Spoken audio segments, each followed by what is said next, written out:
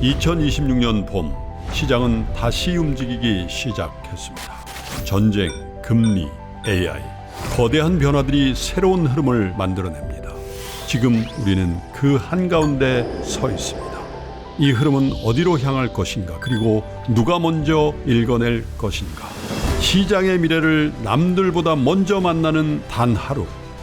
이선엽의 스윙당하지 않고 승리하는 필승 투자 전략, 박병창의 변동성장에서 수익을 내는 막강 포트폴리오, 여주사 빈센트가 제시하는 주도주 투자 전략, 김장렬의 AI 반도체 핵심 공략주, 장훈준의 2분기 성공 투자 전략, 이권희의 지금 꼭 사야 될 주식 아이디어, 그리고 저 김프로의 마켓 인사이트와 친절한 해설까지. 요동치는 장에서 살아남기 위해 지금 꼭 들어야 될 주식 투자 전략. 지금 여러분께 가장 필요한 모든 주식 투자의 노하우와 인사이트가 단 하루만 여러분께 공개됩니다. 그리고 어디서도 가질 수 없는 단 한 번의 기회, 최고 전문가들과의 1:1 멘토링까지. 2026년 4월 18일 세종대학교 대양홀. 지금 바로 이 선택이 여러분이 자산가가 되는 첫걸음이 될 것입니다. 한정된 좌석을 지금 바로 선착순으로 모십니다. 영상 하단의 링크를 클릭하세요. 네, 3월 26일 목요일이고요. 여의도 인사이트 시작하겠습니다. 너무나 만나 뵙고 싶은 그 얼굴 박병창 이사님과 함께합니다. 교보증권 자산관리전략부 박병창 이사님 어서 오세요. 안녕하세요. 예, 안녕하십니까. 네, 이사님 오늘 시장이요. 아시아 시장 전체에서도 우리 시장이 좀 많이 빠진 편이고, 예. 그렇죠. 오늘 전체적으로 왜 이렇게 빠진 거예요? 어떻게 보셨어요? 오늘 뭐 좀 기분 나쁜 흐름이죠. 왜냐하면 확실하게 악재가 있었을 때 그 악재를 반영하면서 움직인다라고 할 텐데 네. 지금 뭐 분위기는 그런 정도의 분위기가 아닌데 흘러내렸기 때문에 좀 좋지 않은 그런 상황이 좀 됐습니다. 일단 이런 것 같아요. 3월 들어서 이제 이번 주 마지막 주이지 않습니까? 지난주 뭐 다음 주에 좀 있긴 하지만 전반적으로 보면은 이제 전쟁이 협상으로 좀 가는 거라고 좀 생각을 하고 시장이 기대를 좀 하고 있습니다. 물론 어찌 될지 모르지만. 그쵸. 그런데 국채 수익률이나 환율이나 이런 지표들의 움직임이 없어요. 그 얘기는 그러니까 안정화되지 않고 있다는 얘기죠. 아, 숫자는. 예, 숫자는. 네. 그래서 그런 걸 보면은 여전히 시장이 우려를 하고 있는 상황인 거고, 이게 지금 시장이 바라는 대로 안 될 수도 있겠구나라는 생각을 좀 가지고 있는 것 같고요. 그리고 최초의 전쟁이 발발했을 때보다 시장이 조금 시간이 흘러가면서 걱정을 하는 부분은 처음에는 그냥 전쟁의 이벤트로만 생각을 좀 했었던 거거든요. 근데 지금은 보니까 야, 이렇게 되다가는 올해 금리나 못하겠 것 같구나. 심지어 우리나라는 지금 금리를 2차례 정도 인상하는 것으로 프라이싱하고 있습니다. 지금 국고채가. 그러면 주식시장은 금리 인상을 가장 큰 악재로 생각을 하잖아요. 그러니까 전반적으로 시장이 야, 이거 지금 전쟁의 문제가 아니고 이거 금리나 물 건너가고 금리 인상하는 거 아니야? 이렇게 좀 생각을 좀 하고 있는 것 같아요. 그래서 전반적으로 이런 상황이 좀 된 것 같고요. 그리고 우리 시장은 오늘 뭐 삼성전자, SK하이닉스 하락해서 그랬던 거잖아요. 뭐 크게 하락했죠. 터보 콘텀? 네. 그 얘기 좀 나오면서요. 터보 뭐 그런 또 콘텀, 부분인데 네.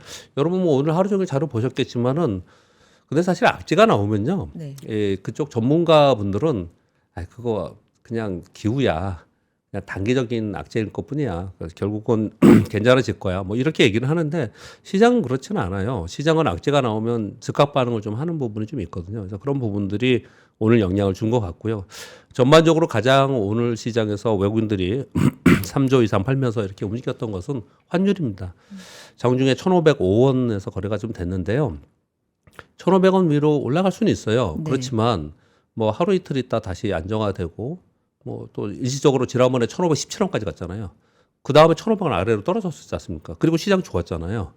그러니까 그냥 단기적으로 하루 이틀 있다가 그냥 급격하게 떨어지는 모양이 나타나면 야, 이거는 외부 환경에 의한 일시적인 거야. 이렇게 생각을 할 텐데 이제는 이제 1,500원 위에서 계속 있으니까 이거 1,500원이 이게 지지라인이 되면서 계속 위에 있는 거 아니야라는 걱정을 하게 되는 거죠. 점점 시간이 되면서. 그러면 사람들이 좀 지쳐가면서 그러면서 이제 매도도 나오고 그러다가 이제 시장이 흐르다가 또 이제 저점을 찍고 그런 흐름이 나오겠지만 지금은 지금 말씀드린 대로 그런 사람들의 심리가 작용하면서 조금씩 지쳐가는, 그러니까 지쳐간다는 표현은 뭐냐면 적극적으로 매수를 하지 않잖아요. 네, 그런 흐름이라고 좀 생각이 좀 들어요. 그 차트도 잠깐 좀 보시면요. 뭐 이거는 뭐 제가 일주일에 한 번씩 나오니까 매주 이렇게 이 노트북을 여기다 넣어놓고 쓰니까 네네. 제가 그려놓은 거거든요. 이 고점의 옆에 가로선이 있고요. 그리고 요번에 3월달에 하락했던 저점의 가로선이 있습니다. 제가 앵커님하고 계속 얘기했던 것은 요 갭 하락의 이 종가 5,791포인트를 넘어서야 된다. 이걸 못 넘어서고 있으면은 시장은 위쪽으로 바라보지 못하고요. 그리고 이 중간이 여기 이 선인데 이 위에 있으면 야, 하시라도 우리는 여기 신고가 다시 될 수 있어. 이렇게 생각하지만 이 밑에서 계속 이게 움직이고 있으면 야, 이거 힘에 부치는구나. 이게 못 돌파, 여기 못 가겠구나, 당분간. 이렇게 자꾸 이제 생각이 바뀌거든요. 네. 근데 이게 오늘이에요. 지금 최근에 1, 2, 3, 4일 보세요. 이거 다 음봉이잖아요. 그러네요. 음봉이 왜 납니까? 아침에 시가 이후에 매물 맞으면서 떨어지기 때문에 음봉이 나오는 거잖아요. 그러면 이 4일이니까 이게 이번 주 아닙니까? 그러니까 이번 주에는 전반적으로 고점으로부터 계속 매물을 맞는다라는 얘기는 어떤 의미냐면 이 매물 맞은 것들을 받아가면서 더 주가를 올리면 양봉이 나는 거잖아요. 근데 힘에 붙인다는 거죠. 그러니까 전반적으로 이렇게 봤을 때 이제는 좀 적극적인 매수보다는 좀 조심하자. 뒤로 좀 물러나서 관망하자. 이런 분위기가 더 있는 상황이에요. 여기서 만약에 이 밑으로 더 떨어져서 지난번에 있었던 저점인 5천 종가 93포인트인데 이 밑으로 떨어지면 어떻게 될까요? 그러면은 반대 매매 나옵니다. 예, 그런 걱정들을 좀 하고 있기 때문에 여기서 섣불리 들어가지 못하고 있는 상황이 지금의 상황인 거고 그런 상황 속에서 섣불리 막 이렇게 강하게 들어가지도 못하고 있는데 뭐 물론 뭐 패시브 자금에 들어온 ETF 자금은 들어오겠죠. 근데 그 외에 적극적인 매도가 굉장히 중요한 건데 그런 매수가 없는데 적극적인 매도는 있는 거잖아요. 외국인들이요. 외국인들이 지금 적극적으로 굉장히 강력하게 팔고 있습니다. 장중에 보면 선물도 매도 위에 있고요. 비차이 프로그램 매도가 오늘 2조 나왔거든요. 계속해서 외국인들이 지금 매도를 하고 있는 상황인데 외국인들 매도는 오늘 3점 몇 조 팔았죠? 3.5조 팔았는데 삼성전자 단일 종목을 2조 팔았습니다. 오늘. 그런 부분들을 좀 살펴보면 외국인들이 환플레이를 많이 하는 것 같다 이런 생각이 들어요. 그래서 그냥 결론은 투자 심리 자체가 지금 여기서 더 떨어지면 안 된다라는 걱정을 좀 하고 있는 거고 그리고 이게 올라가 있는 상황이라면 그래 떨어지더라도 밑에 텀이 있으니까 그래도 좀 괜찮아 이럴 텐데 지금은 좀 보수적인 심리가 좀 작용을 하기 때문에 좀 힘이 없다라고 느껴지는 거죠. 힘이 없다. 이게 지금 밑으로 빠져가면서 추세 하락하는 것도 아니에요, 사실. 네, 극단적으로 어려운 부분도 아니에요. 좀 힘이 없는 그런 상황인 거죠. 근데 이게 우리만 그런 건 아니에요. 우리 미국을 한번 잠깐 볼까요? 미국의 S&P 500의 최근에 1, 2, 3, 4, 5일이에요. 보시면 이게 윗꼬리가 다 이렇게 있죠. 아랫꼬리도 있지만 윗꼬리가 다 있잖아요. 네. 올라가다 다 매몰고 내려오는 거예요. 이게 전부 다요. 그러니까 이들도 이게 지금 봉이 음봉이나 양봉이 크지 않잖아요. 그러니까 위로도 아니고 아래도 아니고 다 그러고 있는 상황인 거거든요. 그러니까 시장이 그렇다면은 뭐 지난주에 나와서 그렇게 말씀드렸지만 있는 그대로 나도 그냥 순응하면서 시장에 순응한다라는 말이 되게 단순한 말 같지만 굉장히 중요한 말입니다. 시장에 순응하면서 해야지 시장이 하락하는데 나는 올라갈 거야 그래서 막 사든지 시장이 대세 상승인데 못 갈 거야 그러면서 팔든지 아니면은 막 인버스 사고 이러면 안 되거든요. 지금은 시장이 위아래가 없는 거잖아요. 우리 시장을 보면요. 그럼 나도 위아래 방향 설정하지 말고 그냥 내 종목 관리해가면서 가는 그런 시장이다. 저는 지금 오늘 시장을 보면서 그리고 이번 주를 보면서 그런 생각을 하고 있습니다. 전쟁은 사실 언제 끝날지 모르겠고 뭐 합의 얘기도 나오고 있지만 뉴스가 계속 말이 좀 달라지고 있고 그 뉴스에 점점 지쳐가고 네. 뭐 이런 상황에서 우리는 사실 그래도 믿을 구석은 반도체, 네. 메모리 이쪽이었는데 여기에도 뭔가가 약간 악재성 뉴스가 걱정거리가 하나가 이제 던져진 상황이기 때문에 예. 저번에 이사님께서 해주신 말씀 중에서 이 차트가 올라가고 싶은 걸로 보이세요? 내려가고 싶은 예, 걸로 예. 보이세요? 이렇게 말씀해 주시는 예, 예. 기억이 나거든요. 네, 네. 지금 그러면 우리 차트 이번 주에 그린 요 그림으로는 예. 올라가고 싶은 건지 내려가고 싶은 건지 약간 애매해진 거예요? 그렇죠. 모르는 거죠. 지금 상황에서는 어. 이제 막 사가지고 더 올라가고 싶다 이런 네. 뭐 이제 차트가 있는 거고 차트는 네. 심리를 이제 반영하기 때문에 네. 지금 제가 우리나라 일봉 차트를 갖고 얘기했지만 네. 예, 삼성전자는 삼성전자. 당연히 네. 근데 우리 그 지수 일봉하고 비슷하게 생겼어요. 지수 일봉하고 비슷하게 생겼는데 그보다 살짝 아래에 있습니다. 그래서 삼성전자 가지고 계신 분들 그리고 우리 전체 시장에 대해서 생각하시는 분들은 약간의 걱정스러움이 있을 수는 있어요. 근데 이제 삼성전자 그렇게 여태까지 아무 문제 없었는데 오늘 하락이 그렇게 폭이 크지는 않았지만 오늘 하락으로 인해서 아래로 음봉이 발생이 좀 된 거거든요. 이 부분 때문에 제가 걱정을 좀 하는 건데, 근데 오늘 하락에 삼성전자 그 차트 지금 안 띄워지니까 설명을 좀 드리면, 이 반도체 칩의 마이크론 테크놀로지가 연속해서 하락을 하고 있거든요. 그들이 그러니까 즉 반도체 메이커들이 좀 하락하는 이 처음에 나왔던 이유들이 뭐였냐면은 첫 번째는 마이크론 테크놀로지가 실적이 나오면서 세롤이 나왔다. 처음에 그렇게 얘기를 했어요. 삼성전자 제가 차트를 띄웠으니까 요거 한번 볼까요? 네네네. 일단 요 차트만 보여주시고 말씀은 계속 해주세요. 네네네. 저 위에 광고 때문에 네네네. 예. 이게 삼성전자 일봉입니까 네. 지금? 맞습니다. 예. 그 삼성전자 일봉 보면 아까 제가 보여드렸던 그 코스피의 일봉보다도 조금 더 하단으로 내려와 있죠. 조금 더 내려와 있잖아요. 네. 그러니까 종목을 보시면서 얘가 지수보다는 위에 있냐 아래에 있냐가 되게 중요하거든요. 근데 그거보다 약간 아래에 좀 내려와 있어요. 네. 그러니까 지수보다 조금 더 약했다라는 거 얘기예요. 그러니까 이제 걱정이 좀 되는 그런 상황이 됐는데 저게 지금 보시면은 마이크론 테크놀로지도 연속해서 하락을 했어요. 근데 마이크론 테크놀로지에 비해서 삼성전자, SK하이닉스가 저평가다라고 그런 논리를 계속 얘기했던 거잖아요. 그래서 마이크론 테크놀로지 세론 때문에 우리가 빠졌다. 또는 마이크론 테크놀로지가 빠지면서 우리는 그렇게 많이 하락하지 않으면 뭐라고 설명을 했냐면 SK하이닉스가 ADR 상장하는 것 때문에 마이크론 테크놀로지 빠지는 거다. 아. 뭐 이런 얘기들을 막 했는데, 그러니까 올라가면 올라가는데도 이유를 찾고. 붙이고 내려가면 맞아요. 내려가는데 붙이고 그러는데요. 근데 저는 그렇게 생각하지 않고요. 두 가지가 가장 큰 이유라고 생각합니다. 첫 번째는 환율. 네. 환율에 의한 매도가 외국인들이 우리나라 패시브 매도하면 뭐 합니까? 삼성전자 매도해야죠. SK하이닉스. 그래서 뭐 그런 매도라고 저는 한 가지를 생각을 하고요. 그리고 이제 두 번째는 증설입니다. 증설. 지난주에 마이크론 테크놀로지 실적 발표를 하면서 250억 달러 증설 발표를 했습니다. 그리고 우리나라에서 주총하면서 삼성전자가 110조 증설 발표를 했지 않습니까? 투자한다고 발표를 했어요. 그런데 증설 얘기 나오면은 반도체 옛날에 사이클링으로 거래했던 이 전형적인 예전에 투자했던 사람들 있잖아요. 이런 사람들은 이제 증설 얘기 나오면은 이제 고점에 가까웠다, 막 이런 얘기들 많이 하거든요. 그렇게 봤을 때 이거는 좀 매도가 좀 나오고 있는 이유가 그 두 가지가 가장 큰 이유라고 생각을 해요. 그러면 뭐 이것도 결론을 말씀드려야죠. 저의 생각을 좀 말씀드리면은 아침은 제 방송이 인사이드예요. 제가 일부러 인사이드로 했습니다. 왜 그랬을까요? 인사이드. 인사이트 없다. 인사이드다. 그렇게 얘기하는데 여긴 인사이트인데. 여기 제목을 보니까 인사이트네요. 여기도 인사이트. 그러니까 이제 말씀을 좀 드려야겠죠. 네. 우리 AI 버블론이라는 얘기가 있었죠. 그쵸. 작년에도 있었어요. 그리고 올해 초에도 있었습니다. 어쩌면은 3번 있었어요. AI 버블론에 대한 게 있었는데 첫 번째 버블론 얘기했었지만 다시 원위치에 오히려 더 올랐고요. 두 번째도 있었고 이번에는 조금 이제 영향을 받는 그런 쪽이거든요. 이 반도체의 고점론은 이제 처음 나온 거잖아요. 그러니까 처음 그런 얘기가 나오면서 고점 찍고 내려가느냐 그러지 않을 거라고 저는 생각을 합니다.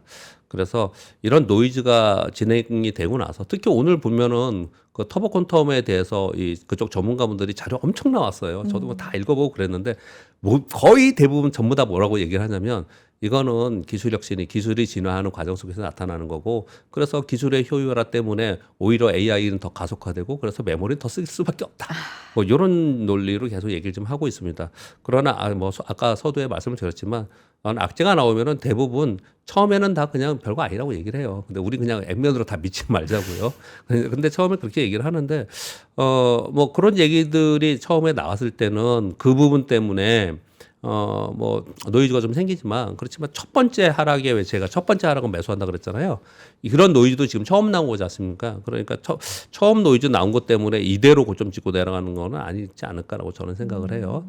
그렇게 한 말씀을 좀 드려보고 싶고요. 그리고 그보다도 저는 제일 중요한 건 환율이라고 생각합니다. 네. 지금 우리 시장은 환율이 가장 큰 문제예요. 그래서 이 환율이 조금이라도 하향 안정화되면은 저는 외국인들 들어올 거라고 보거든요.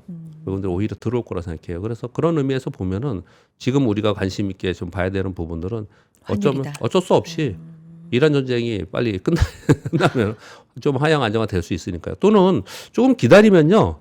제가 뭐 너무 요즘에 또 오늘 힘드시죠. 그러니까 좀 긍정적인 얘기, 뭐 휘맹하려가 아니고 긍정적인 면도 있습니다. 하나는 일본이 금리 인상할 거예요. 금리 인상 한다고 네. 지금 그러잖아요. 일본 금리 인상하고 그리고 달러 인덱스 좀 떨어지면요. 우리 원하는 좀 강세로 갈 수 있는 부분이 있고요. 또 하나는 우리가 지금 잊고 있는 것 중에 하나가 뭐냐면 오늘 우리 정부에서 채권 시장 안정화 정책 발표했습니다. 네. 발표를 했거든요. 왜? 그러니까 그런 걸 발표했다는 얘기는 사실은 좀 불안하니까 그런 걸 했을 수도 있어요. 그런데 오늘 그 얘기를 하면서 어떤 얘기를 했냐면요. 우리 그 잊고 있었던 것 중에 하나가 뭐냐면 우리 그 세계 채권 지수에 4월 달에 편입되거든요. 윅비. 예. 네. 그거 지금 4월 달에 4월이면 다음 주예요. 네. 그래서 이제 그것에 이제 바라보고서 오늘 바이백을 채권 바이백을 했다 이런 얘기들이 지금 나오고 있는 건 상황인 것 같은데요. 그러면 그 의미는 무슨 얘기냐면요. 채권을 국가가 한국은행이 시중에 나와 있는 채권을 사주는 거잖아요. 그러면 돈 주고 사는 거지 않습니까? 그러면 그 돈이 시중에 풀리는 거예요. 약간의 양적 완화 정책하고 비슷한 거거든요. 근데 그러면서 채권 가격이 안정화되고 외국인들이 4월 이후에 우리나라 채권 수요가 들어오면서 우리나라 채권을 사주면 달러가 들어오는 거잖아요. 그래서 원화는 좀 안정화될 가능성이 있어요. 지금 이란 전쟁 때문에 이런 부분이 좀 있죠. 그래서 그런 부분들을 생각해 보면 완전히 험악해가지고 막 이제 진짜 너무 실망스러워. 그 정도는 아니에요. 그냥 다만 오늘 제가 보기에 좀 기분 나쁜 하락을 좀 했고요. 제가 화면에 지금 떨어진 이게 지금 삼성전자 이제 껐다가 다시 켰거든요. 네. 여기 보시면 아까 제가 비교해 드린 건 뭐냐면 우리 업종 차트를 보면은 이 하락 후에 이게 중간 라인에서 여기 간당간당 올라갔다 내려갔다 이렇게 하고 있지 않습니까? 근데 이제 삼성전자는 이 지금 하단 부분에 지금 이렇게 밑으로 가고 있는 상황이에요. 그래서 삼성전자가 이런 모습을 나타내니까 시장이 힘이 없는 거고 전반적으로 다 하락하고 그리고 삼성전자 SK하이닉스가 아침에 빠져가지고 반등을 하지 못하니까 아침에 코스닥이 플러스였거든요. 그러니까 맞아요. 같이 밀려버리잖아요. 그러니까 어쩔 수 없어요. 나는 삼성전자 SK하이닉스가 없어도 얘들이 움직이는 걸 보면서 전체적으로 다 그래 시장이 있어야지만 섹터도 있고 테마도 있는 거지 않습니까? 그래서 지금 상황에서는 그렇게 생각합니다. 그래서 뭐 그거에 대한 정리해서 말씀을 좀 드리면 우리가 지금 벌써 4주차 됐잖아요. 네. 3월 들어서요. 3월 들어서 4주차 됐는데 그 첫 주에는 뭐 정말 너무나 큰 변동성을 주었고 그 다음 주에 좀 반등을 하니까 좀 괜찮았다가 3주차에 대해서 조금씩 그 변동성이 줄기 시작을 했고요. 그리고 지금 4주차잖아요. 그럼 이제 점차로 이 변동성을 줄이면서 얘가 이제 방향을 못 잡고 있을 가능성이 굉장히 높아요. 그런 다음에 시간이 지난 다음에 방향을 잡는 거거든요. 이게 어쩌면 심지어 오래 갈 수도 있어요. 이 안에 오랫동안 있을 수도 있거든요. 그래서 여기 우리가 막 급등할 때 뭐죠? 주식을 사면 다 돈 벌 것 같아. 네네. 또 막 떨어질 때는 막 밑에서 저가에서 잡으면 그 다음에 막 올라오고 그러니까 또 돈 벌 것 같아. 요 심리를 시장에 따라서 다른 거지 매번 똑같은 건 아니거든요. 지금은 약간 관망, 약간 보수적으로 한 발 물러서서 시장을 조금 지켜봐야 되는 그런 시황이라고 생각합니다. 올라가고 싶은 건지 내려가고 싶은 건지 약간 애매하다. 이때는 관망. 예. 조금 더 지켜봐야 된다. 그런 관점으로 이제 마음을 좀 잡아주세요. 그래서 이제 요 시간에 강의 하나씩 들려주시잖아요. 네. 네, 들어가 볼까요? 이게 이제 한 기대돼요. 시간 정도 시간이라서 맞아요. 네. 뭐 시황 제가 매일 아침에도 네. 하고 오늘 저녁에 들으시는 분들도 아침에 대부분 들으시는 분들이 오잖아요. 그래서 여기는 좀 색다르게 뭔가를 좀 하나씩 가져가 보자 그런 생각을 했어요. 너무 좋아들 하세요. 그래서 네. 뭐 제가 그냥 우리가 늘 생각하지만 다시 한번 돌이켜보는 그런 정도의 뭐 아주 새로운 것도 아닙니다. 그런 걸 제가 하나씩 가져오는데 오늘 재밌는 거 하나 또 가져왔습니다. 네. 저는 재밌다고 생각하는데 여러분 어떠신지 모르겠네요. 이 전통적 경제학의 핵심 가정이 시장은 효율적이고 인간은 기본적으로 합리적이라고 생각합니다. 화면을 좀 띄워주시면요. 네. 읽어드리고 있는데요. 인간은 기본적으로 합리적이고 돈에 대해서 효율적으로 행동한다고 합니다. 당연히 그럴 것 같지 않습니까? 그렇죠. 그렇죠. 그런데 시장에 보세요. 사람들은 매번 불합리하게 하고 자신의 이익에 되지 않으며 일관성도 없는 결정을 지속적으로 내리고 있는데 이게 도대체 뭘까? 이게 행동경제학이에요. 그러면서 뼈를 때리네요. 뼈를. 네, 요걸 생각해 보려고 네. 하는 게 이제 행동경제학입니다. 네. 이런 거 대표적인 행동경제학에 제가 재밌게 본 책들이 되게 많이 있는데 그중에 되게 재밌는 그런 게 있어요. 예를 들어서 우리 집 앞에 수박이 10,000원이에요. 근데 지금부터 차를 타고 가서 10km 가면은 거의 마트에서 9,000원이에요. 그럼 이제 거기 가서 사람들이 산다는 거예요. 거기가 9,000원이기 때문에. 이게 얼마나 비효율적이고 비합리적이라는 거죠. 시간 들여, 기름값 들여, 그죠? 예, 근데 우린 그렇게 한다라는 그런 어. 행동을 많이 한다는 거죠. 그래서 그런 책들이 저는 되게 재밌어 하거든요. 행동경제학 책이요. 그래서 뭐 이런 내용을 이제 먼저 질문을 던지면서 되게 제가 요즘에 좀 이런 것도 한번 만들어 봤습니다. 네. 이 주식시장에서 우리가 제일 많이 하는 게 얘기 중에 이거예요. 아직 그때 샀어야 되는데. 그때 팔았어야 되는데. 껄이죠, 껄. 예, 매수할 걸. 예, 이거란 말이에요. 네. 그런데 이걸 이제 뭐 그냥 그림이고요. 존 그레니피터라는 미국의 시인의 굉장히 유명한 분인데 이분이 유명해진 시의 한 구절이 있습니다. 세상의 온갖 슬픈 말과 문장 속에 가장 슬픈 말은 바로 이 말입니다. 아, 그때 했어야 될 것을. 그때 효도했어야 되는데.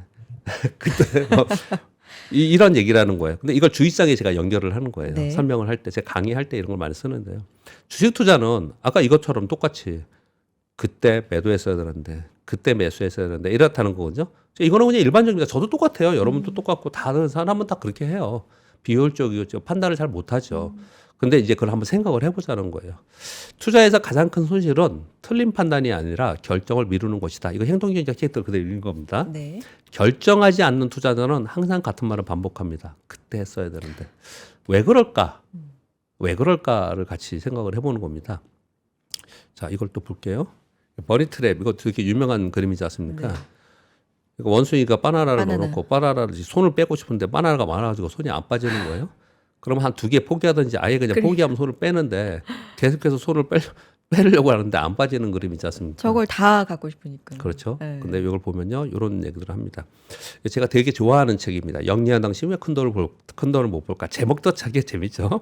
근데 이게 제리 빌스키 책하고 커트 보네거트 책의 이 두 분이 같은 제목의 책을 썼어요. 근데 이 두 가지 대화를 제가 가져왔습니다. 읽어드리겠습니다. 사람들은 일단 올라간 나무에서 내려오기를 주저합니다. 왜냐하면 자신이 저지른 잘못을 인정하는 것이 수치스러우며 처음부터 다시 시작하는 것이 귀찮기 때문입니다. 그래서 이대로 계속 있으면 자신에게 불리하다는 사실을 알면서도 좀처럼 뒤로 돌아가지 못하는 것입니다. 이 책이 그런 걸 아까 제가 말씀드린 수박 살고 뭐 이런 얘기들 막 나와요. 사례들이 나와요. 이 심리학자들이거든요. 매몰 비용에서 얘기를 하는 건데 또 이 사람은 또 같은 제목의 책에서 어떤 얘기를 했냐면 틀린 선택보다 더 위험한 건 틀린 선택을 인정하지 않는 겁니다. 이렇게 얘기를 했어요. 그러니까 아까 제가 이 원숭이 그림 보여주면서 오랫동안 30년 동안 주식 투자를 하면서 느끼는 거는 제가 뭐 매매 기술 치고 그 다음에 매매 심리라는 책을 썼지만 매매 심리는 뭐 그렇게까지 인기는 없었습니다. 그런데 결국 왜냐하면 당장 돈 벌고 당장 종목 얘기하고 차트하고 이런 걸 더 좋아하시잖아요. 그런데 결론은 투자자의 심리로 수익을 내느냐 안 내느냐는 거지. 뭐 어떤 종목을 사느냐 또 언제 사고 언제 파느냐는 공부하면 다 되는 거거든요. 근데 심리는 공부하는 걸 잘 안 돼요. 그래서 자신의 심리를 관리하는 게 정말 중요하다라고 생각을 해요. 그래서 이런 얘기들을 좀 하는 거고요. 저는 주식 투자에서 강의를 하기 때문에 이걸 주식 투자와 연계해서 설명드리는 거죠. 그냥 일상의 모든 인생이 이렇게 하고 똑같다고 생각을 해요. 뭐 이런 겁니다. 여러분들이 우리 젊은 분들이 혹시 들으신 분이 있으면은 이런 선배로서 이런 얘기도 하고 싶어요. 좀 네네. 외환위기도 맞았고 글로벌 금융위기도 맞았고 외환위기 때 어땠는지 아세요? 아침에 출근하면 올 하한가예요. 올 하한가. 올하한가? 올 하한가. 근데 내게 하한가면 고마웠어요. 왜요? 상장 폐지 안 되겠으니까. 상장 폐지가 아니니까. 하한가면은 그래도 고마웠어. 사람만 있으니까. 뭐 근데 그런 시대를 또 살았어요. 지금 이제 그런 시대로 오면 안 되겠죠. 근데 그런 시대를 설명드리는 이유는 그 어려운 시기에 되게 어려웠던 증권사의 우리 직원들, 증권맨들 직원들도 있었고 동료도 있었고 선후배가 있었지 않습니까? 그런 분들이 그것을 본인이 스스로 극복하고 본인이 어떤 상황에서 처했을 때 어려운 상황에 처했을 때 이것을 빠른 시일 내에 뭐 또는 레버리지를 일으켜서 또는 뭐 대출을 일으켜서 그래서 어떻든 간에 이것을 본인이 스스로 하려고 했던 사람도 제가 보기에 성공하지 못했어요. 그래서 있는 그대로를 인정하고 그 상황 속에서 다시 시작하든지 아니면 도움을 요청하든지 그렇게 해서 그것을 벗어나고 그 다음 기회를 보는 것이지 그 자체를 그러니까 인정하는 걸 되게 싫어하는 성향을 사람들은 갖는 것 같아요. 그랬던 것 같아요. 그러니까 우리 삶도 그렇고 주식시장에는 특히나 더 그렇지 않나라고 생각을 하거든요. 그래서 뭐라는 거냐 결론은 이런 겁니다. 제가 지난주에 그 얼룩말 얘기를 잠깐 했어요. 근데 그 원래 이론에 있는 거라서 다시 적어왔습니다. 초월의 광경을 딱 보세요. 제가 이거 그림은 못 만들었는데 사자가 옆에 누워 있는데 근처에 얼룩말이 막 그냥 평온하게 풀을 뜯어먹고 있어요.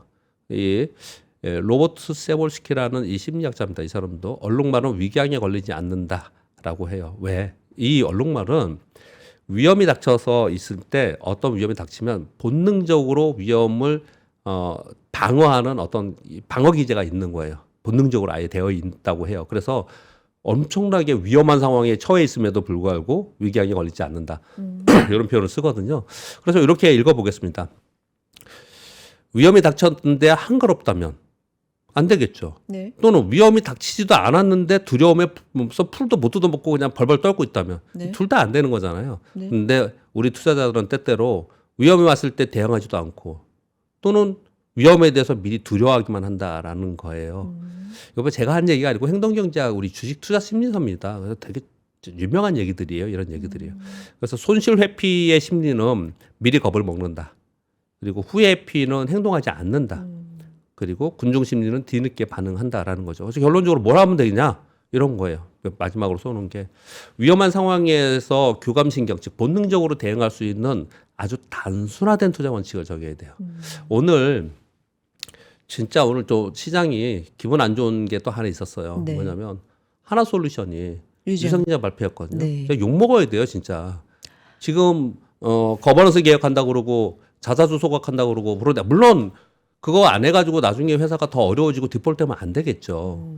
그런데 규모도 한 주당 0.33이니까 33%예요. 지금 4만 원에 거래되는 거를 3만 3천 원에 한다는 거예요. 33%를 유상증자를 한다는 거예요. 엄청나. 그러니까 오늘 뭐 20% 가까이 하락을 했지 맞아요. 않습니까? 그것도 뭐 요번에 주총하고 나서 곧바로 지금 한 거거든요. 그래서 오늘 그냥 곧바로 맞았어요. 그동안에 그쪽에 대해서 요번에 재생에너지 그리고 태양광이 이 테마가 걸렸던 게 일론 머스크 때문에 그랬거든요. 그리고 올해 그쪽이 괜찮을 것 같아요. 저도 그런 얘기를 많이 했었고. 근데 그냥 막 떨어져 그랬잖아요. 자, 이 제가 지금 드리는 이 심리의 이론하고 했을 때 이거 어떻게 될까요, 오늘? 어떻게 했어야 됩니까? 그 회사는 이미 이 투자자들한테 신뢰를 잃는 행동을 했잖아요. 그리고 급락했지 않습니까? 거기에 뭘 계속해서 연연하고 있어요. 그냥 팔아버리고 만약에 있다면은 팔아버리고 그냥 이제 나 이 주식 이 회사는 신뢰 잃었어. 그리고 없애버리면 되는 거예요. 그리고 내가 다른 걸 해야 된다는 설명을 계속 하는 거예요. 네. 근데 어떤 상황에 닥쳤을 때 그것에 대응하지 않는 게 굉장히 우리가 이 손실을 키우고 위험하다라는 설명을 좀 하고 있는 거고요. 그러니까 단순화된 투자 원칙이라는 것은 이런 거예요. 뭐 그러면은 무조건 빠지면 다 파느냐가 아니고요. 외부의 충격에 의해서 지금 우리 제가 이거 한 4주째 하는 네. 건가요? 외부의 충격에 의해서 그동안에 잘 가던 종목이 그냥 팍 빠졌어. 이거는 몇 번 안 오는 좋은 기회예요. 근데 개별 종목, 단일 종목이 지 혼자 악재로 인해서 그냥 빠지는 거는 그건 용서하면 안 돼요. 그게 기업의 문제이기 때문에. 그렇거든요. 이거 별거 아니라고 제가 두 가지를 얘기했지 않습니까? 이건 역시도 나의 단순화된 원칙인 거예요.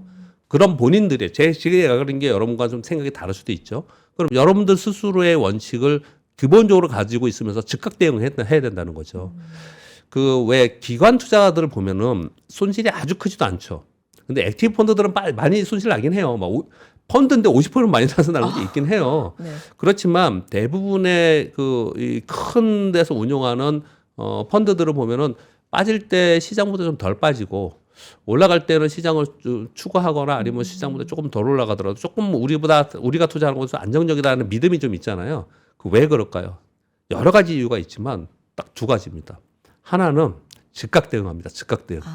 위험이 닥쳤을 때 그 위험 부분은 즉각 대응해서 위험을 그냥 아예 삭제해 버리는 것을 분명히 해요. 거기는. 네. 나중에 오늘 왜 종목들을 보면은 기관들이 그날 막 몇십만 주 팔았고 그 난리 치더니 다음날 또 도로 다 사는 그런 종목들도 있어요. 네. 그렇게 즉각 대응을 한다라는 게 기관 투자자들의 기계적인 매매 원칙이고요. 또 하나는 그럼 수익이 만약에 20개 종목이 있으면 20개 종목이 다 올라가고 다 떨어지고 그러냐. 수익은 어디서 주냐. 그중에 수익을 주는 몇 개 종목이 수익을 주는 거지 나머지는 큰 수익이 안 나요. 그냥 왔다 갔다 해요. 그렇게 거래를 제가 옆에서 많이 보면 그렇게 하거든요. 그러니까 우리가 기관 투자가로 다른 점은 우리는 종목 하나하나를 보면서 아픈 손가락으로 생각을 하면서 얘들이 다 하나하나 사연이 있고 그래서 다 걷어가면서 가려고 하는데 우리 기관 투자가들은 그렇게 하지 않아요. 그래서 기관 투자가들은 비교적 안정적으로 그 포트폴리오 운영하는 거라고 생각이 많이 듭니다. 근데 우리가 그렇게 잘 못하는 거거든요. 이런 말씀을 드리면서 제가 이런 뭐 강의나 이런 설명을 좀 드리고 있지만 저는 어떨 것 같습니까? 저도 똑같아요. 사람은 다 똑같거든요. 근데 그들은 왜 그렇게 하느냐? 룰이 그래요. 그렇게 안 하면 징계 받거든요. 그러니까 이제 그렇게 하는 거예요. 근데 네. 우리는 똑같이 거기서 안 하면은 누가 날 때려. 그러면 우리도 하겠죠. 근데 우리는 스스로 자율이 있으니까 그렇게 안 하고 있다라는 거고요. 그래서 이제 마지막에 이 책에 이렇게 써 있는데 조금 심해서 뺄까 말까 했는데 그냥 써봤습니다. 네네. 시장은 여러분을 망치지 않습니다. 여러분들의 미루는 결정이 망치게 합니다. 이 책에 이제 이런 내용들이 있어요. 그래서 그냥 한번 생각해 보자 하고 가져왔습니다. 네. 우리 장도 안 좋은데 내 얘기가 좀 어떨지 모르겠는데 장이 흔들릴수록 자꾸만 이런 생각을 하고 그리고 우리 이런 얘기 있지 않습니까? 우리가 운동을 할 때 내가 아침마다 운동해야지. 네. 나 아침에 5시에 일어나야지. 그럼 처음에 힘들잖아요. 그렇죠. 그런데 강제적으로 그게 루틴화되면 그러면 그게 쉬워지잖아요. 그렇죠. 이런 우리 심리도 저는 그렇게 생각을 해요. 처음에는 되게 어려운 부분이지만 이거를 기계적으로 내가 단순화된 루틴을 만들면 여러분들이 이후에 이 주식 투자를 계속하는 동안 주식시장이 뭐 최근 들어서 3월 달에만 이랬지만 불과 얼마 전에 굉장히 좋았잖아요. 그리고 또 오늘 보니까 노무라증권에서 뭐라고 얘기하잖아요. 그거 보셨어요? 8천? 보고서? 예, 8천 보셨어요? 보셨? 우리 시장이 지금 보셨구나. 저도 봤어요. 이게 네. 이란 전쟁이 장기화 가도 6,500이고 네. 단기적으로 끝나면 7,500에서 8,000 간다고 이렇게 나왔습니다. 우리를 뭐 꼬시려고 그런 건지 모르지만 우리 그런 의심도 많이 하지만 결국 시장에 대한 긍정적인 면이 분명히 있거든요. 네. 그러면 올라갈 때 좋을 때는 내가 벌고 또 떨어질 때는 손해 보고 요게 아니고 시장 안에 있으면서 시장을 계속해서 이런 훈련을 해 나갈 때 그래야지 다음에 주식시장은요. 굉장히 길게 가면서 수익이 나는 게 아니고 어떤 순간순간에 수익이 크게 났다가 뭐 이러잖아요. 근데 그 순간을 내가 컨트롤하고 잡을 수 있냐 없느냐가 되게 관건이지 않습니까? 어떤 종목을 내가 사고 파느냐에 따라서 수익률이 엄청나게 차이잖아요. 막 1년 후에 보면 아 그때 내가 왜 팔았지? 그때 그거 샀으면 지금 얼마야? 삼성전자 내가 7만 원에 안 팔고 들고 있었으면 지금 얼마야? 이런 거잖아요. 그러니까 그런 것들을 본인의 심리를 훈련을 해야 되는 요런 기회에 해보는 것도 어떤가 해서 오늘 요런 얘기를 했습니다. 얘기가 좀 길어졌습니다. 아닙니다. 너무 좋았고요. 좋다는 분들 너무 많으시고 피오나님이 오늘 감동이에요. 이렇게 말씀해주고 계시고 존경합니다라고 말씀도 해주고 계시는데 사실 이렇게 좀 뭐랄까 기분 나쁜 하락이라고 오늘 말씀해 주셨는데 네, 이제 이런 날이기 때문에 오히려 이런 얘기가 약간 인문학처럼 들리면서 뭔가 인생에 대해서 돌아보면서 전략도 다시 세우면서 뭐 이런 기회가 좀 되는 것 같아요. 그렇게 생각하시면 감사하고요. 한 번쯤은 자기 이게 마인드 컨트롤이 되게 중요해요. 주식시장에서는요. 그래서 중간에 요거 말씀을 드릴까요? 그 이번에 예. 원데이 네 있잖아요. 1대1 상담도 받아볼 수 있는 하루 만에 끝나는 원데이 올데이, 세미나. 올데이. 그죠? 네. 올데이 하루 종일 하는 올데이 거예요. 그죠? 하루 종일 예. 원데이에 올데이로 하는 거잖아요. 예, 예. 올데이 세미나 예. 거기 이제 가시는 거죠? 네, 그런데 아우 그거 힘들 것 같습니다. 아침 9시부터 저녁 6시까지 네. 저는 처음에 전화를 받아서 아 그러면은 거기 제 코너에 1시간 맡으면 되겠다 생각했는데 네. 하루 종일 한다 그러더라고요. 그래서 아침 9시부터 시작이니까 한 8시 반에 가서 저녁 6시까지 제 코너에 시간이 있고요. 출연하는 사람들이 시간별로 다 있더라고요. 자기 코너들이. 그래서 저 지금도 자료를 좀 만들고 있어요. 어떤 걸 좀 해드려야 될지 그런 자료를 만들고 지금 있는 상황이고 오늘 이런 얘기도 다시 좀 할까 또 생각도 하고 있는데 오늘 해버렸기 때문에 다른 거 해야겠네. 그래서 아이 뭐. 예, 그런 내용들을 좀 가지고 네. 시황하고 곁들여서 말씀 좀 드리고 그리고 오시는 분들이 또 거기 옆에 그런 머리 패널처럼 앉아 있어야 된다고 그러더라고요. 앉아서 아침 점심시간 빼놓고 이제 상담하거나 뭐 사인도 해드리고 상담하실 분들은 상담도 하고 뭐 투자에 대한 상담도 하고 뭐 그런 얘기들을 하는 거를 하루 종일 한다고 합니다. 그래서 저도 그날 하루 종일 좀 있을 것이고요. 하루를 그 올데이로 비우셨네요. 그리고 이제 그렇게 하는 거죠. 그날 그렇게 하는 거죠. 그래서 뭐 야심차게 3%에서 그렇게 준비를 좀 하시는 것 네. 같고요. 거기가 굉장히 뭐 어떻든 뭐 비싸게 주고 뭐 했겠죠. 일단 대관을. 네, 대관을 좀 했겠죠. 그래서 아무튼 근데 저는 이제 이런 강의 할 때마다 여러분께 부탁을 드릴 때 그런 얘기를 해요. 뭐 거기 뭐 무료면 참 좋겠는데 대관료 때문에 뭐 돈을 받긴 받겠죠. 그런데 그 돈보다도 그 돈도 물론 뭐 부담이 되시는 분이 있을 수 있겠지만 더 고마운 건 뭐냐면 시간을 내서 오시는 거잖아요. 그렇죠. 그분들이 시간을 내서 오시는 거기 때문에 저는 그걸 항상 감사하게 생각하고 그 시간이 헛되지 않게 해야 된다라는 생각을 되게 많이 하고 있거든요. 근데 글쎄 제가 1시간짜리니까 다른 분들 되게 훌륭하신 분들이 많이 설명을 할 거고 1시간 정도 얘기를 하고 하루 종일 앉아서 계속 뭐 여러 가지 얘기를 하겠죠. 뭐 주식 얘기도 있을 것 같고 어떤 분 종목 물어보고 뭐 그러실 것 같은데 하루 종일 상담하는 그런 시간인 것 같아요. 네. 그래서 한번 좀 관심 가지시기 바랍니다. 다시 한번 제가 쭉 정리해서 말씀을 드리면 말씀해 주신 것처럼 이제 시장이 워낙에 격변하고 뭐 마음 잡기도 어렵고 하기 때문에 제대로 대응할 수 있는 방법은 이제 하루에 끝낼 수 있는 올데이 세미나 3프로에서 진행을 하는데요. 뭐 이사님 비롯해서 국내 최고 전문가들 강연을 듣고 선착순으로 1대1 상담까지 가능한 유일한 기회입니다. 4월 18일 세종대학교 대양홀에서 진행을 하고요. 관심 있으신 분들 하단 링크에서 이제 신청해 주시면 되는데 이게 중요한 건 선착순입니다. 다 받는 게 아니라 이제 선착순이기 때문에 조기 마감될 수가 당연히 있어요. 그러니까 좀 빠르게 신청을 해 주시는 게 가장 여러분께 중요하게 생각해 주실 포인트고요. 주식 투자 뭐 2분기 그리고 하반기 어떻게 진행을 좀 해야 될까 이런 부분에 대해서 공허한 이론보다는 이제 실질적인 전략, 실전 투자 그리고 이제 이사님 같은 경우는 이런 정말 주옥 같은 강의 이런 중심으로 해서 꼭 필요한 전략만 솔직하게 얘기해 주시는 시간입니다. 놓치지 마시고요. 올데이 전략 또 김프로님께서 올데이 해설을 겸한 사회를 보고 여러분을 만나시고요. 그리고 김프로님이 또 그냥 보내실 분이 아니니까 참가비 아깝지 않을 만큼 선물 보따리 준비하고 있다고 하니까 다시 한번 강조드립니다. 선착순입니다. 빠르게 신청해 주시기 바랍니다. 이사님도 그날 뭐 말씀해 주셨지만 하루 비우고 1시간 단순히 강의하시는 게 아니라 뭐 예약하신 분들 1대1로 이제 종일 만나 보시는 준비 하신다고 하니까 또 기대해 주시고 신청도 많이 해 주시기 바랍니다. 자, 좀 이어가 보면 이사님 오늘 그 사실 초반에 코스닥에 대한 기대가 예. 막 있었거든요. 네네. 우와.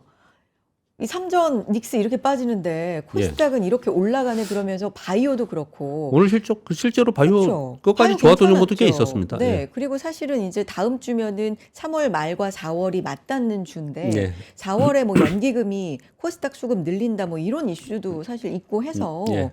이런 부분은 근데 오늘 좀 꺾여서 기대감을 좀 꺾어야 되는 건지 아니면 계속 가져가도 되는 건지 좀 궁금하거든요. 여전히 그 기대는 있는 것 같습니다. 그래요? 화면 한번 보시면요. 네. 오늘 이게 코스닥이거든요. 시가총액 80개. 이게 이제 코스피 80개, 코스닥 80개인데요.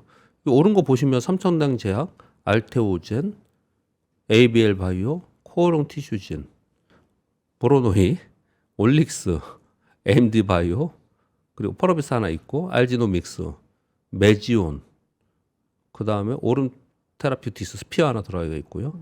이거 보시면 이거 전부 바이오잖아요. 네. 앱클론이 13% 올라 있고요. 앱클론 엄청 올랐어요, 이건요, 진짜. 앱클론 이거 사람들이 앱클론 뭐 얘기를 되게 주변에서 많이 하길래 그래? 잘 모르는 종목이라 그러는데 진짜 많이 올랐어요. 10,000원에서 지금 70,000원까지 오르고 이 몇 개월 사이에 이렇게 오르더라고요. 근데 아무튼 다시 돌아가서 이게 지금 여전히 바이오 쪽으로 많이 올랐어요. 근데 이건 이제 이런 특징이 있습니다. 하나는 그 반도체 쪽이 오르면 바이오 좀 약해요. 삼성전자, SK하이닉스 오를 때는 얘네가 좀 약하고요. 걔네가 약하니까 야 이때다. 그리고 이제 얘네들이 좀 오르는 수급이. 그런 네. 부분도 좀 있고요. 그리고 또 한 가지는 좀 긍정적으로 말씀을 전반적으로는 보지만 약간 걱정스러운 부분도 좀 있긴 해요. 그래요? 어떤 부분이냐면 네. 코스닥은 적정 가치의 저평가가 적정 가치로 가는 게 아니고 구조를 변화시키면서 또는 수급을 일으켜서 움직이는 거잖아요. 결국은 가만히 보면 수급에 의해서 가는 거예요. 이 코스닥 종목들이 수급에 가는 종목이 많아요. 제가 조금 비판적인가요? 그러니까 수급이 들어오면서 코스닥 관련된 ETF 들어오고 국가가 또 여기서 연기금들도 이쪽에 좀 벤치마크하면서 들어가라 이런 식으로 얘기를 하고 있기 때문에 그럼 이게 안 들어가고 코스닥 150을 산다 하더라도 이게 지금 코스닥 80이잖아요. 그러니까 이 안에 있는 종목들이 좀 들어오는 부분이 있기 때문에 그동안에 좀 홀대받았던 코스닥에 수급이 들어오면서 올라가는 부분이 좀 있거든요. 그래서 오늘 차트도 보면 코스피하고는 좀 달라요. 예, 보시면 이게 지금 아까 코스피 계속 설명을 드렸지 않습니까? 네. 근데 코스닥은 보면은 여전히 여기 지금 계속 이 보시면 이 3월에 빠졌다가 얘가 지금 안 빠지고 계속 있는 거는 이 기대감이 있기 때문에 그러는 거거든요. 그러네요. 근데 그 기대감은 제가 보기에는 수급의 기대감이 상당히 있는 것 같은데 제가 걱정스러워 보면 그런 거예요. 수급의 기대감, 수급으로 끌어올리면 뭐 수급 무너지면 어떡할 거야? 거기서 팔면은 만약에 ETF 막 팔고 그러면 수급으로 무너질 수 있는 거잖아요. 이거는 뭐 가치를 논할 문제가 좀 아니잖아요. 그래서 저는 이렇게 좀 생각을 해요. 코스닥에 있는 종목들을 거래할 때 지금 시장에서 성장 섹터에 있는 기술 혁신 사이클, 정책 사이클에 들어 있는 것들 그런 것들은 뭐 사실은 좀 괜찮다고 생각해요. 똑같이 코스닥 150에 있어도 그런 종목들은 충분히 뭐 거래하고 조금 뭐 흔들린다 하더라도 홀딩해서 가져가고 예를 들어서 지금 뭐 반도체 이번에 증설 얘기가 나왔으니까 반도체 장비라든지 또는 뭐 우주항공이라든지 뭐 이런 확실하게 섹터로 성장할 수 있는 뭐 이런 데들은 그래도 우리가 뭐 상관없이 수급이나 이런 게 따지지 않는다 하더라도 우리가 투자할 수 있는 쪽이잖아요. 근데 단순하게 수급을 가지고 이게 올라간다는 걸 노리면서 이번에 들어온 자금이 많아요. 이 코스닥 자금 들어올 거야. 그러면서 코스닥 150 사는 자금도 많고 그렇거든요. 그래서 진짜 올라가서 그분들이 다 수익이 되고 그래야지 선순환이 되니까 누구는 여러분 이런 생각하시면 안 돼요. 갑자기 제가 딴 얘기 좀 할게요. 나는 이거 안 가지고 있는데 딴 사람들이 저거 올라서 삼성전자 이거 110만 원 됐어. 옛날에 10,000원이었던 게 뭐 요즘에 뭐 아무튼 요즘도 엄청 올랐잖아요. 근데 야 이거 갖고 있는 사람 좋겠다. 야 배 아픈데 저건 안 떨어지나? 그래 내 거 올렸는데 이렇게 생각을 하시면 안 되고요. 왜냐하면 이걸 갖고 있는 사람이 수익을 내잖아요. 네. 그거 갖고 안 나가요 시장에서. 이걸 팔면은 다른 걸 또 합니다. 시장. 네. 그래서 그런 돈을 번 사람들이 시장 안에 있어야지만 시장에 내 것도 다시 올라갈 수 있는 거예요. 시장에 돈이 있어야 됩니다. 돈이. 그래서 이제 코스닥에 들어온 자금들이 수익을 냈으면 하는 바람과 그리고 잘 코스닥 활성화 정책이 잘 됐으면 하는 바람이 기본적으로 기저에 저는 있습니다. 그렇지만 제가 볼 때 야, 이거 수급으로 뭐 이렇게 너무 수급을 이렇게 바라는 거 아니야? 라는 생각이 좀 들어요. 대표적인 게 저거잖아요. 우리 그 코스닥 150 액티브 ETF 두 개가 나왔잖아요. 그때 삼성 자산운용하고 타임폴리오 두 개 나왔잖아요. 네. 엄청나게 그거에 대한 기대감이 많았는데 아직 시가보다 마이너스였습니까? 그게 그때 근데 그날 막 산 사람들은 다 마이너스에 있지 않습니까? 그러니까 그런 수급의 기대감으로만 들어가면 자칫하면 수급 무너지면 반대로 그러면 꺾일 수 있는 거거든요. 그래서 그거 그렇게 뭐 들어가면 좋겠지만 좀 말이 제가 좀 더듬는 이유는 조금 약간 부정적으로 얘기하다 그러는데 수급으로 들어가실 분들은 이 소결론 수급으로 들어가시는 분은 수급만 보고 하자. 단기적으로 그렇게 생각을 좀 하고요. 근데 그 기업이나 그 섹터의 성장을 보고 들어갔다. 그러면 그건 상관없이 이번 코스닥 활성화에 더 영향을 받으면서 더 좋아지지 않을까라는 생각을 좀 하고 있어요. 그래서 그 기대감은 여전히 있다라고 저는 보고는 있습니다. 그 아침마다 이제 말씀을 해주시는데 아침에 종목 장세 또 말씀해 주셨고 예. 또 뭐 신용융자 잔고 33조 돌파 요것도 강조해 주셨는데 요것도 오늘 시장 쭉 보시면서 좀 더 의미가 이렇게 짙어지셨나요? 일단 종목 장세라는 거는 차트 보면 또 설명 드릴 수 있어요. 네. 지금 아까 우리가 코스피 차트를 보면서 얘가 지금 얘가 위로 시장이 이렇게 올라가면은 뭐 사면 돼요? 대형주 사면 되잖아요. 삼성전자, 현대차, SK하이닉스 뭐 이런 거 사면 돼요, 그냥요. 시총 상위. 네, 시장에는 사면 네. 돼요. 이거 패시브 자금이 들어오기 때문에 시장이 이렇게 빠질 것 같아. 그러면 뭐 일부 내가 몇 개 종목만 빼고 나머지는 그냥 현금해서 그냥 기다리면 돼요. 이도 아니고 저도 아니고 여기에 그냥 있어요, 시장이. 이렇게 있으면은 그러면 대형주가 못 움직이잖아요. 그러면 이제 대형주가 못 오르는 사이에 종목들이 막 움직이거든요. 그래서 어제 같은 경우에는 어제 통신주 중에 저가주들이 상한가가 8개인 것 같죠. 그런 일들이 벌어지거든요. 종목 장세가 돼요. 그래서 이런 종목 장세가 될 때는 그런 종목 장세에 대응하는 게 이게 평소에 많이 해봤던 사람들은 대응이 되는데 평소에 어떤 주식을 사서 누가 좋다 그러면 사가지고 뭐 한 달이고 두 달이고 기다리고 이런 거래 하시는 분들 있죠. 그런 사람은 이거 하면은 다 물려요. 거의 대부분. 그래서 종목 장세의 특징에 맞게 거래해야 된다라는 것을 강조하기 위해서 그렇게 설명을 드리는 거고요. 시장이 살아 있어야지만 종목 장세가 됩니다. 이런 거예요. 우리 시장이 잘 보면은 올해 들어서 1월 달, 2월 달 이렇게 올랐잖아요. 네. 우리가 이렇게 올랐던 것은 조금 뭐 이 얘기가 약간 뭐랄까 우리 시장이 약간 슬픈 일이긴 하지만 미국이 1월 달, 2월 달에 박스권에 있었죠. 네. 그래서 우리 시장이 올라갈 수 있었던 거예요. 미국이 빠지죠. 근데 우리 시장 올라갈까요? 아니에요. 아니에요. 똑같이 미국은 대형주라고 치고 우리가 중소형주라고 치자고요. 종목이라고 치자고요. 그런데 이 코스피 지수에서 얘가 방향 안 잡고 이렇게 있죠. 대형주가 있잖아요. 그럼 이제 중소형주가 움직이면서 개별 종목 장세가 된다고 표현을 하거든요. 개별 종목 장세에는 거기에 맞는 또 이 거래를 해야지 대형주처럼 거래하면 안 되거든요. 생각을 해보세요. 삼성전자 거래하듯이 뭐 상가 간 종목 막 거래 당연히 안 되겠죠. 네, 네. 네, 그렇게 하나를 말씀드리겠고요. 네. 그리고 하나는 신용요. 신용은 이것도 차트 보고 말씀을 드릴게요. 여기서 만약에 지금 현재 진행형입니다. 지금 5,480인데 이게 5,098이야 그랬잖아요. 이 하단이요. 이게 만약에 진짜 지상군 들어갔거나 아니면 무슨 뭔 일이 터져갖고 이게 밑으로 빠져버렸다. 이게 밑으로 빠졌다 만약에 여기서. 네. 그러면 지금 신용장고 33조라 그러잖아요.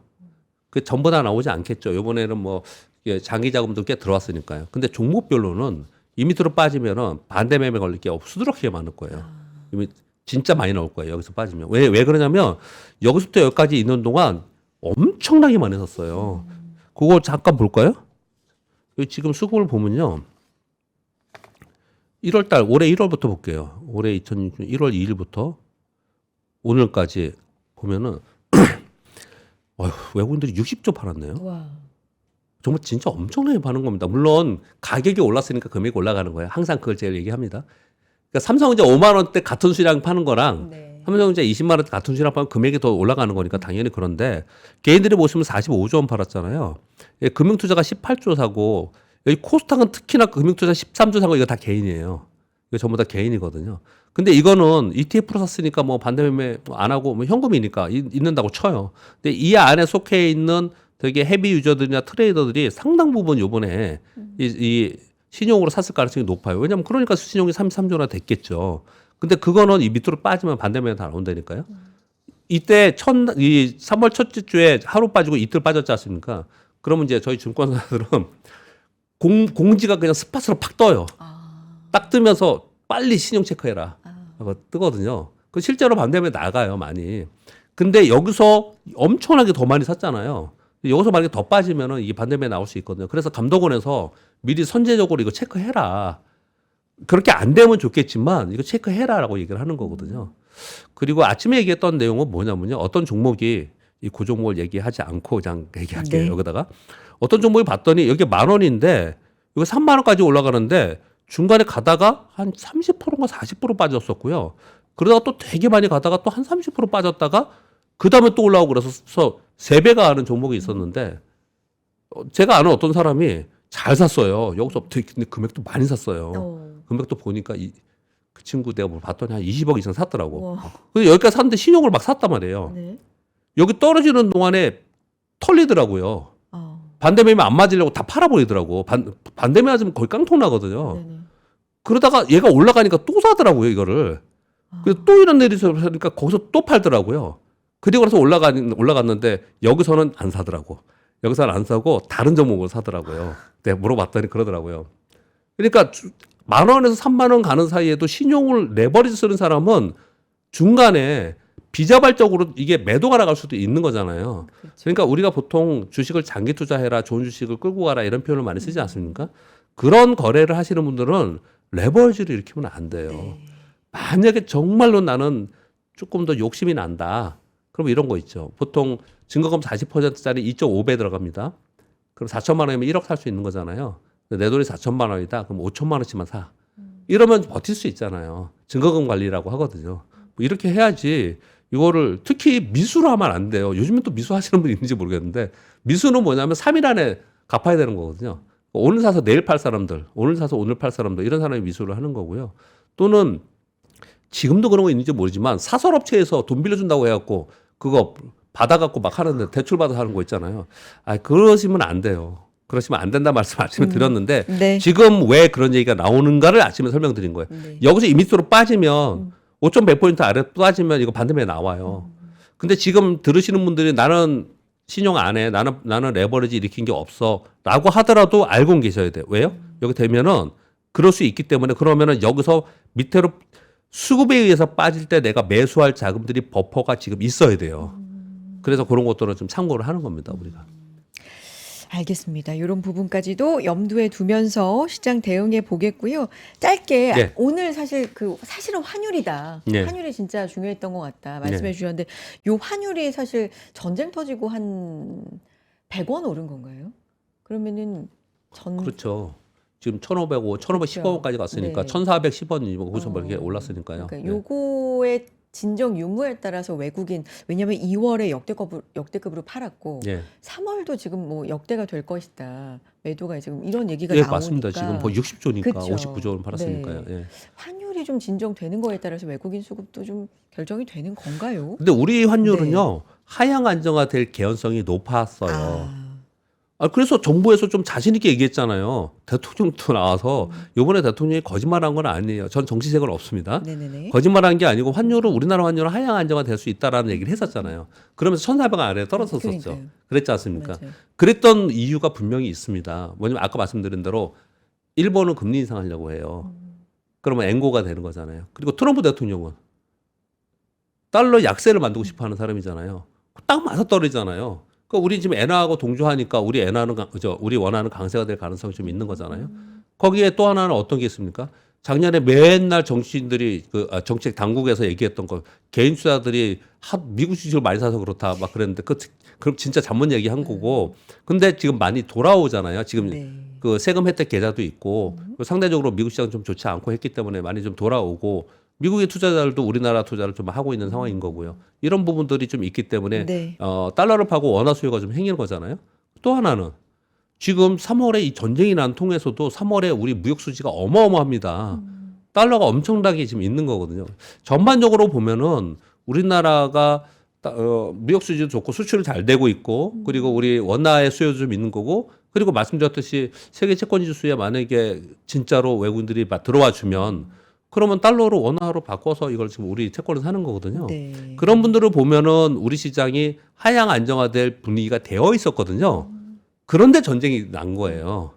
그러니까 결론은 이 전쟁이 어쩔지 모르지만 만약에 좀 기대하는 만큼 좀 빨리 끝나준다라고 하면 이게 빨리 하향 안정화 될 수 있어요. 네. 그럼 외국인도 저러지 않을 거예요. 네, 그렇게 저는 생각을 하고 있습니다. 알겠습니다. 오늘 말씀 여기까지 듣겠습니다. 박병창 이사님의 인사이트와 함께한 여의도 인사이트였습니다. 고맙습니다, 이사님. 감사합니다. 네.